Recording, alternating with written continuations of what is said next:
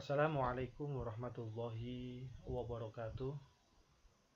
Sahabat dunia maya, alhamdulillah bisa berjumpa kembali di mata kuliah Ekonomi Mikro dan juga Makro Islam. Pada kesempatan yang berbahagia ini, nanti dan juga selanjutnya kita akan berdiskusi bersama-sama, berbicara banyak bersama-sama terkait dengan ekonomi mikro dan juga ekonomi makro Islam. Idealnya ini mata kuliah yang dipisah tersendiri antara ekonomi mikro dan juga ekonomi makro. Tidak apa-apa, kita nanti akan membahas sedikit demi sedikit. Sebelum kita membahas apa sih pengertian ekonomi mikro dan juga apa sih pengertian ekonomi makro, lantas cakupannya apa saja, mari kita bahas dulu terkait dengan pengertian daripada ekonomi itu tersendiri. Baik, definisi ekonomi Islam adalah ilmu yang mempelajari segala perilaku manusia dalam memenuhi kebutuhan hidupnya dengan tujuan memperoleh falah.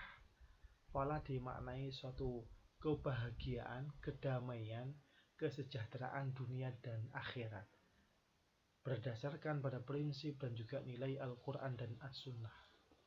Pada pengertian ini ada beberapa poin yang dapat kita uraikan. Yang pertama adalah ilmu yang mempelajari segala perilaku manusia. Ini oikos nomos itu hanya yang kemarin pengertian ekonomi, yakni tata laksana terkait dengan apa kehidupan atau rumah tangga, yang di situ mempelajari semua aktivitas manusia, action atau kegiatan manusia yang berorientasi terkait dengan pemenuhan kebutuhan hidupnya.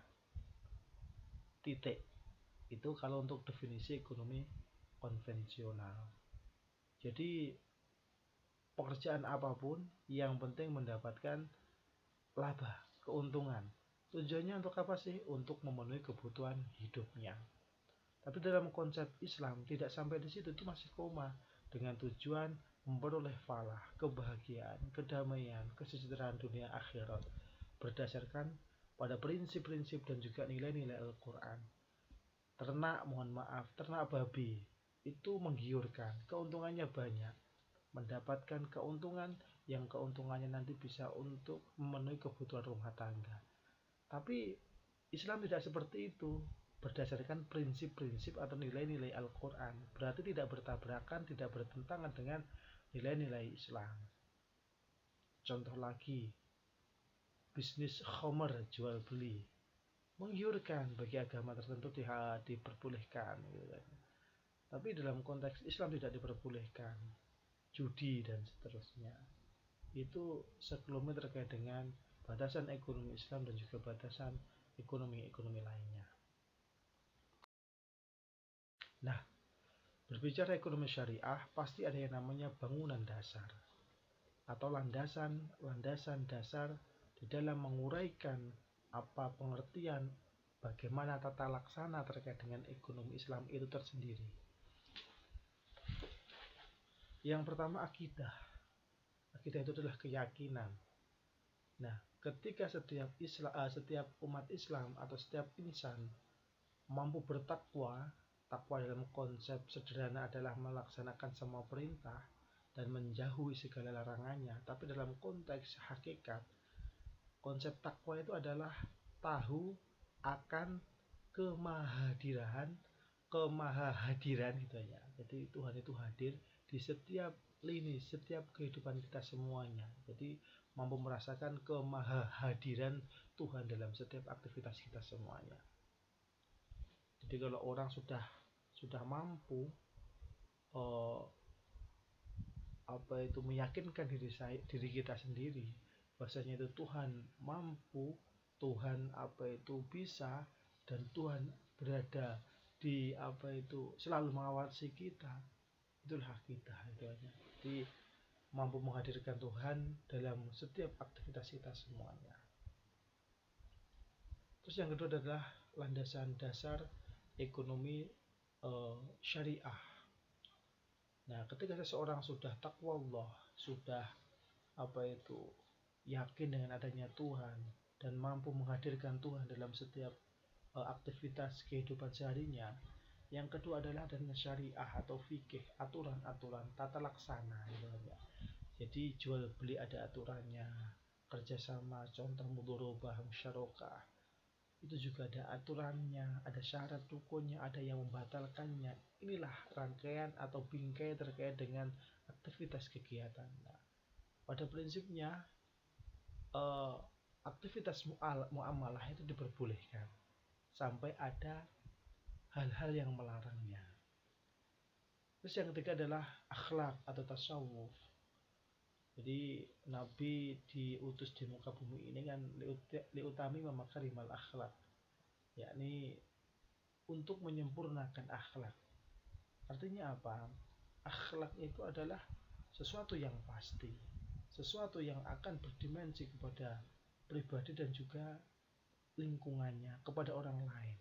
Karena ketika kita berakhlak, maka orang lain akan merasa nyaman, merasa terhormat, keberadaannya tidak terdolimi oleh lingkungannya. Jadi orang yang berakhlak itu adalah orang yang paling mulia. Jadi nama Bung Ami makrimal akhlak. Nah, sekarang kita sedikit menguraikan terkait dengan pengertian ekonomi mikro dan juga ekonomi makro. Kalau kita melihat definisi pengertian ekonomi makro adalah cabang ilmu ekonomi yang mempelajari terkait dengan unit-unit terkecil seperti tata laksana rumah tangga, perusahaan, industri, alokasi sumber daya, dan seterusnya. Jadi namanya mikro gitu kan ya. Cabang ilmu ekonomi yang membahas terkait dengan aktivitas kegiatan ekonomi kita yang bersifat simpel, kecil. Itu tadi rumah tangga, perusahaan, dan seterusnya. Ada teori-teori, ada teori harga, teori produksi, dan juga teori distribusi yang nantinya akan kita bahas di momen berikutnya. Selanjutnya adalah pengertian ekonomi makro. Jadi ilmu ekonomi yang mempelajari persoalan-persoalan yang bersifat luas atau keseluruhan atau nasional, contoh pertumbuhan ekonomi suatu negara, deflasi, inflasi, pengangguran, kesempatan kerja, dan seterusnya. Itu adalah garapan atau ruang lingkup daripada ekonomi makro. Banyak sekali hal yang bisa dianalisis dalam ekonomi makro ini. Ada faktor-faktor penentuan harga ekonomi suatu negara, masalah atau problematika yang dihadapi suatu negara dalam konteks perekonomian, peranan pemerintah atau al-hisbah itu ya pengawas pasar gitu dalam mengawasi masalah ekonomi di suatu negara. Itu adalah terkait dengan pengertian dan juga ruang lingkupnya. Nah, sebelum kita membahas hal lain, kita harus memahami dulu sedikit terkait dengan ekonomi, khususnya ekonomi Islam. Saya yakin materi mata kuliah ekonomi Islam sudah dibahas, tapi pada kesempatan ini kita merefresh saja. Yang pertama adalah ekonomi kapitalis, di mana paradigmanya selalu materialisme. Namanya kapitalis, siapa yang mempunyai modal banyak, dia akan menguasai pasar. Harga diserahkan kepada pasar. Jadi demand and supply, penawaran, permintaan nanti diserahkan di pasar. Makanya disebut dengan liberalisme ekonomi. Pemerintah tidak boleh turut campur dalam kegiatan aktivitas penentuan harga ataupun ekonomi. Nah, selanjutnya adalah ekonomi sosialis. Ekonomi sosialis itu lebih tersentral. Negara turut campur, kebalikan sama kapitalis. Bagi negara, pengendalian suatu perekonomian negara itu dihandle oleh kepemimpinan atau negara, itu adalah harga mati. Tujuannya sama, yakni apa? Untuk kemaslahatan, cuma beda caranya. Paradigma yang dipakai adalah paradigma dialektika. Seluruh aktivitas ekonomi mengikuti dialektika atau sesuatu yang harus dilaksanakan masyarakat yang ditetapkan oleh negara. Harga selalu diintervensi, tidak ada yang namanya penimbunan, semuanya terstruktur. Makanya dikenal dengan istilah otoritarianisme negara. Nah, ekonomi Islam bagaimana? Paradigmanya adalah paradigma syariah. Seluruh aktivitas ekonomi berdasarkan nilai-nilai syariah Islam, dimensinya adalah dimensi maslahah, maka bisa jadi modal juga berpengaruh, bisa jadi negara sebagai institusi pengawas pasar juga berpengaruh. Dimensi yang dipilih adalah dimensi maslahah. Nah, hakikat ekonomi Islam. Sebelum kita membahas hal-hal yang lebih luas, kita perlu persamaan persepsi terkait dengan esensi atau hakikat ekonomi Islam. Nah, benarkah kebutuhan tidak terbatas dan sumber daya terbatas?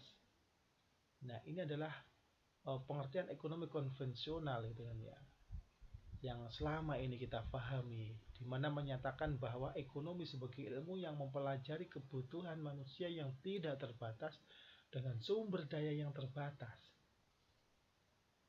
Tapi kenyataannya dalam hakikat ekonomi Islam berbeda dengan ekonomi konvensional. Dalam ekonomi Islam, kebutuhan atau yang lebih dikenal dengan istilah need itu terbatas dengan sumber daya yang tidak terbatas. Nah, yang tidak terbatas itu bukan kebutuhan manusia, tetapi want. Yakni apa?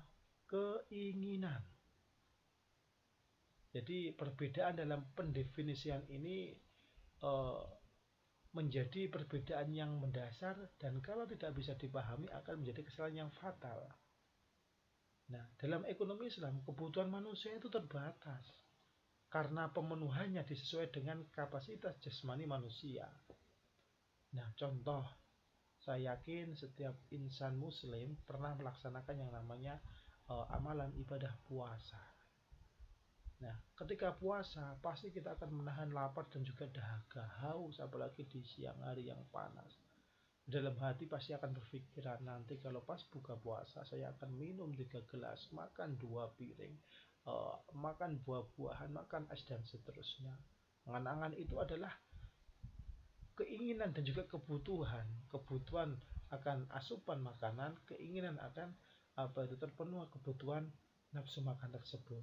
Nah, ketika maghrib atau buka ternyata kontradiktif. Ketika sampan minum ditegukan pertama terasa nikmat, atau di minuman gelas yang pertama terasa nikmat, terus yang kedua, minuman yang kedua, gelas yang kedua, kenikmatannya akan agak susut. Yang ketiga bisa jadi sampan emoh ogah karena sudah kenyang, wis waret. Begitu makan, dekat tadi sampean berimajinasi nanti akan saya makan 2 piring, 3 piring, tapi kenyataannya setengah piring saja sama sudah tidak muat. Nah, tadi di dalam pikiran orang saya mengatakan puo-puo itu apa ya? Ya pengennya akeh gitu kan ya. Ternyata bertolak belakang dengan teori ekonomi konvensionalis kebutuhan manusia tidak terbatas. Nah, kenyataannya ekonomi Islam yang benar. Kebutuhan kita terbatas, kebutuhan kita yaitu tadi. Contohnya adalah air mineral atau es 2 gelas mungkin atau 1 gelas dan nasi setengah piring atau 1 piring cukup. Nah, cuma itu tadi keinginan yang tidak terbatas ngeni wis lawe sate, lawe Kentucky, pizza dan seterusnya. Sama seperti sampean hari ini pegang HP gitu aja. Pada waktu sampean beli HP itu seakan-akan yang paling bagus sendiri. Tapi kenyataannya 2 bulan belum berlalu, sama sudah melirik HP lain gitu kan. Nah, itu yang membuktikan bahwasanya kebutuhan manusia itu terbatas. Yang tidak terbatas adalah keinginan atau nafsu. Nafsu itu tidak ada obatnya gitu kan. Nah, jadi sedangkan yang tidak terbatas adalah keinginan. Nafsu itu tadi karena keinginan merupakan wujud pemenuhan manusia yang dipengaruhi dari luar dirinya. Keluarganya mungkin, iklan film, lingkungan, gaya hidup. Nah, ini yang menjadi hal-hal yang perlu kita bahas bersama-sama. Nah, pertanyaannya adalah sama sudah bisa membedakan belum kebutuhan sampean sama keinginan sampean? Kebutuhan sampean hari ini adalah mungkin laptop, komputer, nah HP gitu kan, motor. Tapi kenyataan sampean, lingkungan sampean, teman sampean ada yang punya mobil gitu kan ya, HP-nya 3 gitu kan. Nah, itu adalah sudah berbeda konteks keinginan. Jadi saya pertegas lagi, menurut ekonomi Islam, sumber daya tidak terbatas. Allah menciptakan alam semesta bagi manusia tidak akan habis-habis. Karena di dalam alam semesta ini ada potensi kekayaan yang sepenuhnya belum tergali oleh manusia. Sing ra kuat mikir ki uteke awake. Allah sudah menciptakan semuanya. Tidak akan ada habis-habisnya. Ini kekuatan pikiran kita yang tidak mampu atau belum mampu menguraikan, menembusnya. Oleh karena itu, manusia dituntut untuk menggali kekayaan alam yang tidak ada batasnya ini, sehingga timbul sikap kreativitas dalam menemukan hal-hal baru guna memenuhi kebutuhan. Jadi manusia dituntut untuk bekerja keras guna memanfaatkan nikmat Allah, karena Allah kita dijadikan khalifah di dalam bumi ini itu tadi untuk bekerja keras memanfaatkan nikmat Allah yang diberikan. Nah, tanpa menimbulkan mafsadat atau kerusakan, karena manfaatnya pun digunakan untuk manusia juga. Jadi kalau ekonomi Islam memandang kebutuhan manusia itu terbatas. Yang tidak terbatas adalah keinginan. Sumber daya alam tidak terbatas. Kalau konvensional kan kebutuhan manusia itu terbatas, tapi alat pemuas atau sumber daya alamnya itu terbatas, terbalik. Jadi sudah paham kan semuanya sahabat-sahabat dunia maya? Lah, apa sih tujuan mengimplementasikan ekonomi Islam dalam kehidupan kita semuanya? Kalau tadi landasan apa? Dalam ekonomi Islam ada yang namanya ketauhidan, yakni apa? Mampu menghadirkan Tuhan dalam setiap lini kehidupan kita semuanya. Jadi kita tidak bisa berbohong, kita tidak bisa mencuri, kita tidak bisa menipu orang lain. Karena apa? Kita mempunyai CCTV yang selalu mengawasi kita. Siapa itu? Tuhan. Mampu menghadirkan Tuhan dalam semua kehidupan kita. Ada syariah, ada fikih, aturan yang sudah benar, sudah baku. Selanjutnya adalah akhlak. Akhlaknya bagus, tidak mungkin membohongi orang lain. Akhlaknya bagus, tidak mungkin merugikan orang lain. Nah, semuanya itu tujuannya adalah, yang pertama adalah untuk falah, bahagia dunia akhirat. Kalau doanya kan Rabbana atina fid dunya hasanah wa fil akhirati hasanah wa qina adzabannar. Intinya adalah bahagia, kita minta bahagia di dunia dan juga bahagia di akhirat. Nah, hayah thayyibah, baik dan juga terhormat. Di ekonomi kalau kita cari dengan yang baik, maka kita akan terhormat. Makanya ada doa, Allahumma inna suka rizqon wasingan halalan thayyibah, gitu kan. Rezeki yang baik, doanya rezeki yang halal. Yang terakhir adalah masalah al-ibad, kesejahteraan hakiki. Jadi kan ketika kita melaksanakan atau mengimplementasikan atau mempraktikkan ekonomi Islam dalam kehidupan kita sehari-hari, maka harta kita, ekonomi kita itu akan kita rasakan sebagai kebahagiaan yang bersifat hakiki, karena diperoleh dengan cara-cara yang dibenarkan oleh agama yang berdimensi maslahat, maslahat atau bahagia, gitu kan, baik di dunia dan di akhirat. Itu pengantar terkait dengan ilmu ekonomi mikro dan juga ilmu ekonomi makro yang dilandasi dengan semangat berekonomi Islam dalam kehidupan sehari-hari.